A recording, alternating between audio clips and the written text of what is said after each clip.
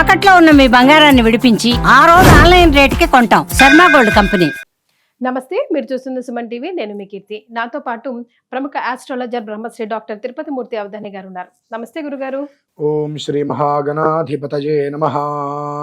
గురుగారు, నేను ఒక కమెంట్లో ఒక విచిత్రమైన ప్రశ్న చూశాను. అది మీ ముందు చెప్తే అడిగేసి కడిగేస్తారు మన వాళ్ళని, పబ్లిక్ని అని నాకు అర్థమైంది. కానీ సరైన సమాధానం అయితే మీ దగ్గర నుంచి నాకు వస్తుంది గురుగారు. స్థితి లయానికి కారణం ఒక్కొక్క దేవుడు అని చెప్తాం కదా, లయ స్థితి కారకులు. అంటే లయానికి కారకుడు శివయ్య కదా, అంటే అన్ని ఆయనలో కలిపేసుకుంటారు. ఇంకా ఫైనల్ ఆయన ఉండడమే శ్మశానంలో ఉంటాడు, ఫైనల్ డెస్టినేషన్ అదే మన అందరిది కాబట్టి. అలాంటి శివుడిని అసలు మనం ఎందుకు పూజించాలి అని అడిగారు. ప్రతి మనిషికి కూడా భగవంతుడు జ్ఞానం ఇచ్చినప్పటికీ దాన్ని మనం సరైన అనువర్తనంలో పెట్టలేకపోతున్నామండి. ఎందుకు తెలుసా? కామము అనగానే అందరూ కూడా అక్కడికే వెళ్ళిపోతారు. కానీ కామము అంటే కోరిక, అది ఏదైనా కావచ్చు. బండి కొనుక్కోవడం కావచ్చు, ఇల్లు కొనుక్కోవడం కావచ్చు, కారు కొనుక్కోవడం కావచ్చు. కామము అనగా కోరిక. అది ఏ రకంగా అయినా దాన్ని మనం అనువర్తించుకోవచ్చు. అది మన బుద్ధి, మన ఆలోచన బట్టి మనం తీసుకోగలుగుతాం. అది మరి అలానే లయము అన్నారు. లయము అంటే సంహారంగానే మనకు తెలుసు. ఎన్ని లయలు చూపిస్తున్నారు వాడని అంటాం మనం. ఆ లయలు అంటే ఆ మనిషి చూపించేటువంటి లీలలు కూడా కావచ్చుగా. అదెందుకు మనం ఆలోచించట్లా? లయలు అంటే మనం అంటాం వాడు ఎన్ని లయలు హొయలు పడుతున్నాడు అంటాం. అంటే రకరకాల మనిషిలో ఉండే చిత్ర విచిత్ర వ్యవహారాలన్నీ చూపిస్తూ ఉంటాడు. అది మంచే కావచ్చు, చెడే కావచ్చు. మనం చూసే చూపు, మనం ఆలోచించే విధానం. కాబట్టి ఆయన లయకారకుడు అంటే అనవసరమైన వాటిని తీసేస్తాడు, కానీ అవసరమైనవన్నీ కూడా లాలించి నీకు ఇస్తాడు. అది కదండి లయము అంటే. ఇప్పుడు మానసిక బాధలు కొంతమందికి ఉంటాయి, శారీరక బాధలు కొంతమందికి ఉంటాయి, ఆర్థికపరమైన బాధలు కొంతమంది ఉంటాయి, బాంధవ్య వలన వచ్చే బాధలు కొంతమందికి ఉంటాయి. కొంతమందికి జీవితంలో ఎలా ఎదగాలి అనేటువంటి దాని మీద ఎక్కువగా మదన పడుతూ ఉంటారు. మరి కొంతమంది ఉంటారు విచిత్రమైన జ్ఞాన సంపన్నులు. ఆ పైకి ఎదిగే వాళ్ళని ఎలా కింద పడేయాలి, ఆ కింద పడేలేక కొంతమంది బాధపడుతూ ఉంటారు. ఇలా ఒక మనిషి అనేక రకాలుగా పాపం తిన్నది అరక్క కొంతమంది బాధపడతారు, ఆ తినటానికి దొరక్క కొంతమంది బాధపడుతూ ఉంటారు. ఇలా ప్రతి ఒక్క మనిషికి సుఖం ఎక్కువై ఒకరికి బాధ, సుఖము దొరక్క ఒక మనిషికి బాధ. అంటే ఈ బాధ అనేటువంటిది ప్రతి దాంట్లోనూ, సుఖంలోనూ బాధ ఉంది, కష్టంలోనూ బాధ ఉంది. సుఖం ఎక్కువైపోయి ఆ మనిషిని తనకు తానే నడిచి కూడా నడవలేక లేవలేక వెళ్ళేటువంటి బాధ అవస్థలు అనుభవిస్తున్నాడు. అంటే ప్రతిదీ ఏదో రకమైనటువంటి బాధ. ఇన్ని బాధల నుంచి భగవంతుడు ఆయన ఒక్కడే బయటపడేసేది మనల్ని. లయకారకుడు అంటే బాధల నుంచి, బంధాల నుంచి విముక్తిని చేసేటువంటి వాడు. మనకు చిన్న విషయం చెప్పి విషయంలోకి వస్తానమ్మా. ఇద్దరు ఉన్నారు. ఆ ఇద్దరు ఏం చేస్తున్నారంటే అమ్మా, ఒక ఆయన సముద్రం దగ్గర నిలబడి చూస్తున్నాడు. ఇట్లా రోజులు గడుస్తున్నాయి, స్నానం చేయట్లా, అలానే చూస్తున్నాడు. ఇంకొక దానికి 80 ఏళ్ళు వచ్చాయి, భగవంతుడి మీద ధ్యాస వెళ్ళట్లా.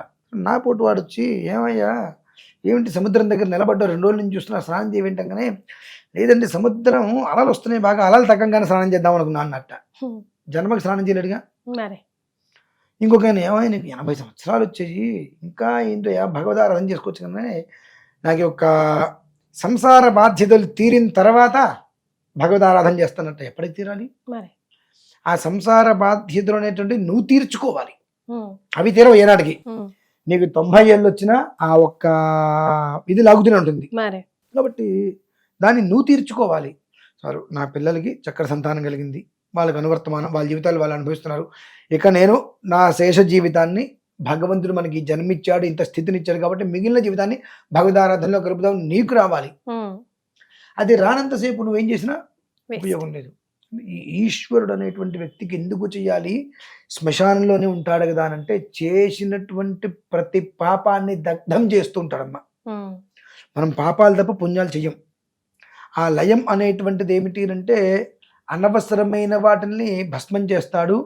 ఏదైతే అవసరమో ఆ అవసరాన్ని నీకు ఇస్తూ ఉంటాడు. అది లయమే. లయము అంటే అర్థం ఇందాక చెప్పుకున్నాం, ఒక నాట్యం అంటే సంతోషకరమైన విధానం. ఒకటి ఉన్నది మొత్తం ఊడ్చిపెట్టే విధానం. మన దగ్గర ఉన్నటువంటి దోషాలు మొత్తం తీసేసుకొని ఏదైతే కనుక వినాశనం ఉందో ఆ వినాశనాన్ని విధ్వంసం చేసేటువంటి వాడు ఈశ్వరుడు. అలానే యోగాన్ని 100 రెట్లు ఇచ్చేవాడు కూడా ఈశ్వరుడే. రెండు లయానికి మూలం. అందుచేతనే ఈశ్వరారాధన చాలా శ్రేయస్కరము. ఆయనకి ఎంత చేసినా, ఏం చేసినా, ఎలా చేసినా మనస్సుని దగ్గర పెట్టుకొని హరా అంటూ ఒక చెంబు నీళ్ళు పోసినా సరే నీకోసం పరిగెత్తుకుంటూ వస్తాడు. నువ్వు పిలవటంలో ఏదైనా తేడా లోపం ఉండాలి. పిలిస్తే మాత్రం ఖచ్చితంగా పరమేశ్వరుడు పరిగెత్తుకుంటూ వస్తాడు అంటానికి మూల కారణం. ఆ కారణం చేతనే ఈశ్వరుని మనం ఆరాధన చెయ్యాలి. 2, లక్ష్మీ అమ్మవారికి ఆరాధన చేస్తే అకౌంట్లో ఉంటుంది, మన అవసరానికి రాదు. ఈశ్వరుని ఆరాధన చేయడం వలన అకౌంట్లో ఉండదు, కానీ మన అవసరం ఆగదు. ఆయన అలా ఇస్తాడు. ఆయన ఇచ్చేది బూడిదే. ఆ ప్రపంచంలో ఎక్స్పైరీ డేట్ అంటారు కదా, ఆ డేట్ లేనిది ఏదైనా ఉందండి? భస్మం ఒకటే. ఆ భస్మాన్ని రోజు, ఆయన ఉండేది శ్మశానంలో, ఆ భస్మాన్ని రోజు మనం ధరించడం వలన మనకి ఏదైతే ఎక్స్పైరీ డేట్ ఉంటుందో అది పెరుగుతూ ఉంటుంది. అది మనం ధరించడం వలన దానికి కాదు ఎక్స్పైరీ డేటు, మనకున్నటువంటి డేటు వృద్ధి చెందుతూ ఉంటుంది. అంటే మనం దీర్ఘాయుష్మంతులుగా సుఖ సంతోషాలతో క్షేమంగా ఉండాలి అంటే లయకారకుడు అయినటువంటి ఈశ్వరుడికి ఆరాధనలు అర్చనలు నిరంతరము చేయటము వలన మన దగ్గర ఉన్నటువంటి లయం మొత్తం ఆయన తీసేసుకొని లయం మొత్తం మనకి ఇస్తాడు. ఇందాక మనకు కామ్యము అంటే కోరిక, అది ఏ మంచి కావచ్చు చెడు కావచ్చు. అలానే లయము అంటే మనం చిన్నప్పుడు మనం వినొచ్చు, వాడేంద్ర బోల్డ్ లయలు హోయలు చూపిస్తున్నాడు అంటున్నారు. అంటే లయలు చూపిస్తున్నాడు అంటే నాశనమా? కాదు కదండి, నాట్యం. కాబట్టి అది రెండిట్లో మనం తీసుకునే దాన్ని బట్టి ఉంటుంది. మన దగ్గర నుంచి వినాశనాన్ని అయ్యేటువంటిది మొత్తం తీసేసుకొని మనకు రావాల్సిన మనకి ఇస్తున్నాడు. అలానే ప్రకృతిలో ఉండేటువంటి వినాశనాన్ని కూడా ఆయన విధ్వంసం చేసేస్తూ ఉంటాడు. కనుకనే నీ జీవితంలో ఎప్పుడు జన్మించావో నీకు తెలీదు, జన్మించే వరకు నీకు తెలీదు, ఎప్పుడు చనిపోతావో నీకు తెలీదు. ఈ రెండిట్ల మధ్యన కూడా వారధి అనేటువంటి వాడు ఎవరయ్యా అంటే ఈశ్వరుడు. ఇటు నుంచి అటు వెళ్ళాలని, అటు నుంచి ఇటు రావాలన్నా మధ్యలో బంతిని విరిగిపోకుండా ఉంటే నీ గమ్యం చేరుకుంటావు. ఆ గమ్యం క్షేమంగా నువ్వు చేరాలి అంటే అనునిత్యం ఈశ్వరారాధన చేసుకో. అది దృష్టిలో ఉంచుకొనే ప్రతి మనిషికి పరిపూర్ణమైనటువంటి సాక్షాత్తు కైలాసం నుంచే మన భూమి మీదకి వచ్చినటువంటిది ఆది శంకరాచార్య స్వామి వారు తీసుకువచ్చినటువంటిది చంద్రమౌళీశ్వర శివలింగం. గురుగారు, ఆ చంద్రమౌళీశ్వర శివలింగం ఏదైతే ఆయన భూమి మీదకి తీసుకొచ్చారో పైన నుంచి, ఆ మార్గాంతరంలో దొరికేటువంటి ఉదకం ద్వారా తయారైనటువంటి శిల, దాంతో చంద్రమౌళీశ్వర శివలింగాన్ని తయారు చేసి అందరికి అందించాలి అంటే ఎందువలన నేను ఇవ్వాలనుకున్నట్టు ఈ కారణం. మీరు ఎందుకు అడిగారో, మిమ్మల్ని ఎవరు ప్రశ్న అడిగారో తెలియదు కానివ్వండి, ఇన్ని రకాల బాధలతో ఉంటారు కాబట్టి ఆ చంద్రమౌళీశ్వర శివలింగానికి 5 నిమిషాలు కష్టము లేకుండా 5 నిమిషాలు స్వామివారి దగ్గర కూర్చొని చేసుకోగలిగితే ఇంతకుముందు మనం చెప్పుకున్నటువంటి 10 రకాల బాధలు ఊరికి అనుకోవడానికి అనేక రకాల బాధలు ఉన్నాయి. బాధ అనేటువంటి దాని నుంచి పూర్తిగా ఆయన తీసేస్తాడు, తుంచి పక్కన పడేస్తాడు అట్లా. ఆ ఒక్క కారణం చేతనే ఆ చంద్రమౌళీశ్వరుడికి మనం ప్రతి నిత్యము 5 నిమిషాల సమయం మనం కేటాయించుకుని అభిషేకం చేయాలమ్మా. లయకారకుడు శ్మశానంలో ఉంటాడంటే మన చివరి మజిలీ ఏంటి? అదే. అక్కడే ఎందుకు ఉంటున్నాడు మరి? పార్వతీదేవి అడిగింది, ఏమయ్యా నీకు భార్య పిల్లలు ఉన్నారు కదా, ఎందుకు నువ్వు శ్మశానంలో పడిగాపలిగా వస్తున్నావు, చితిమంతల మధ్యన నీకేం పోయేకాలం పుట్టింది మరి అంటుంది. భార్య కదా, ఎందువలన అందరినీ వదిలేసేసి శ్మశానంలో ఎవరుంటారండి? అసలు పోయినవాడేగా పోయి ఉండేది. అంటే ఆయన ఏమన్నారు తెలుసా, జీవుడు బ్రతికున్నంత కాలము అక్కడికి వెళ్తా ఇక్కడికి వెళ్తా నాకు మనస్సు బాగాలేదు కాబట్టి ఆ దేశం వెళ్తా ఈ దేశం వెళ్తా అక్కడికి వెళ్తా ఆ పార్క్కి వెళ్తా ఈ పార్క్కి వెళ్తా సినిమా అన్ని చోట్లకి వెళ్తాడు కదా. ఒక్కసారి నాకు మనస్సు బాగాలేదు శ్మశానానికి వెళ్ళి చూసి వస్తాను, ఎవరు రాడుగా? వస్తాడమ్మా. బ్రతికున్నంత కాలము కూడా నానా రకాల చాకిరీ, పిల్లల కోసం పిల్లం కోసం వాళ్ళ బంధువుల కోసం వాళ్ళ కోసం నానా రకాల చాకిరీ చేసి తినటానికి కూడా తిండి పక్కన పెట్టుకొని కడుపు కొట్టుకొని అందరికి పోషించి పెడతాడు. వాడు తెస్తే వాడు తీసుకొచ్చి రోడ్డు మీద పడుకోబెడతారు. అయిపోయింది. వాడు చనిపోయాడు అని అంటే మంచం మీద పడుకోబెడితే మంచం కూడా ఎవరికైనా ఇవ్వాల్సి వస్తుంది చెప్పి చనిపోతానికి ముందే వాళ్ళు తీసుకొచ్చి కింద చాపేసి పడుకోబెడతారు.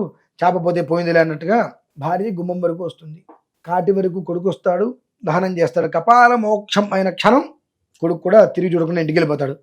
అక్కడ వాడు ఒక్కడే ఏడుస్తాడు, నాది నాది నాది నాది, ఇంతకాలం నేను కడుపు కట్టుకున్నాను, భగవంతుడున్నాను, భగవంతుడికి ఏదో చెయ్యాలి, లయకారకుడు ఆయన అన్ని తీసేసుకుని అన్ని ప్రసాదించేవాడు ఆయనే, ఆయనకి మనం ఏదైనా చెయ్యాలని ఆలోచన కూడా రాకుండా నాది నాది నాది ఇంత చేస్తే నా భార్య గుమ్మం వరకు చెల్లిపోయింది, నా కొడుకు ఇక్కడికి వచ్చి వెళ్ళిపోయాడని చెప్పి వాడు ఏడుస్తూ ఉంటాడు. ఆ లోపల నుంచి జీవుడు బయటికి వెళ్ళిపోయిన వాడు గుక్క తిప్పుకోలేక చుట్టుపక్కల ఉన్నటువంటి క్రూరమైనటువంటి భూత ప్రేత పిశాచగణాలన్నీ చూసి కూడా భయభ్రాంతుడైపోతుంటే నేను నీకున్నారా తోడుగా ఇక్కడ అని చెప్పి వాడిని ఓదార్చడం కొరకు నేను ఇక్కడ ఉన్నానమ్మా అని చెప్తాడమ్మా. మరి ఆయన కోసం కాదండి, ఆయన కోసం కాదు మనం చేయవలసిన అర్చనలు. లయకారకుడు అంటే మనకున్నటువంటి కష్టాలు తీసేసి ఒక లయబద్ధంగా ఉండేటువంటి జీవితాన్ని మనకి ఇచ్చేవాడమ్మా. అది మనం తెలుసుకోవాలి. చాలా సంతోషం గురుగారు, ధన్యవాదాలు.